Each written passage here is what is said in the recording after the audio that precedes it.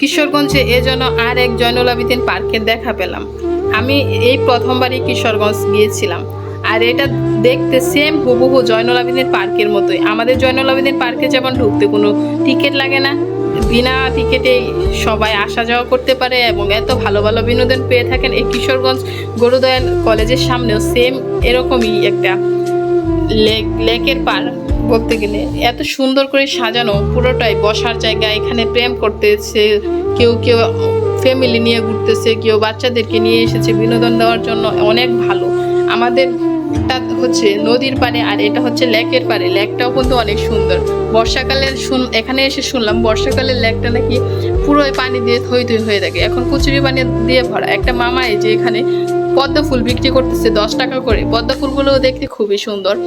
যদি ফুল আমার কাছে দূর থেকে সুন্দর, হাতে সৌন্দর্য থেকে গাছের সৌন্দর্য অনেক বেশি ভালো, সেজন্য আমি দূর থেকে দেখলাম, আমি একটাও কিনলাম না, কারণ আমার কাছে ফুল হাতে নেওয়ার থেকে গাছের সৌন্দর্য, ওই যে বললাম। আর নিচে দেখা যায় খুব অনেকগুলো লাল শাপলা গাছ, চারপাশে লাল শাপলা, লেকটা ভরা।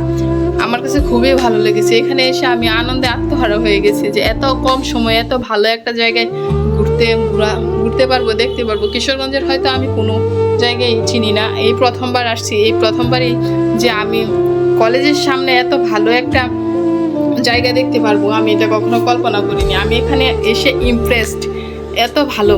আমি আমার এই গুরুদয়াল কলেজের নামটা আমার এক বন্ধুর মুখ থেকে শুনেছিলাম, এখানে এসে নিজের চোখে দেখলাম। আমি ভাবতেও পারিনি যে কলেজের মাঠে এত ভালো একটা ঘোরার জায়গা, বিনোদনের জায়গা আছে। তবে যাই হোক, এসে অনেক ভালো লেগেছে আমার কাছে। বরাবরই ভালো লাগা যায় আমার, বরাবরই ভালো জায়গা, কোথাও নতুন জায়গা ঘুরতে খুবই ভালো লাগে। আর ওই দিকে দেখা যাচ্ছে একটা টাওয়ার, আর এই টাওয়ারটা আমাদের গজনির টাওয়ারের মতোই অনেকটা সৌন্দর্য সেম। আমার কাছে খুবই ভালো লাগলো এই টাওয়ারটা দেখে। আর আমাদের হাতে তেমন সময় ছিল না, তাই আমরা দূর থেকে এটা দেখার চেষ্টা করছিলাম।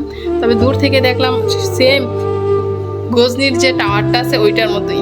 আমার এখানে এত বেশি ভালো লাগতেছিল এবং চারপাশটা এত বেশি রোমান্টিক ছিল যে যদি আর একটু সময় পেতাম আমরা আরেকটু বিকাল এখানে কাটাতাম, কিন্তু আমাদের হাতে খুবই কম সময়, তাই আমাদের এখনই ময়মনসিংহ চলে যেতে হবে।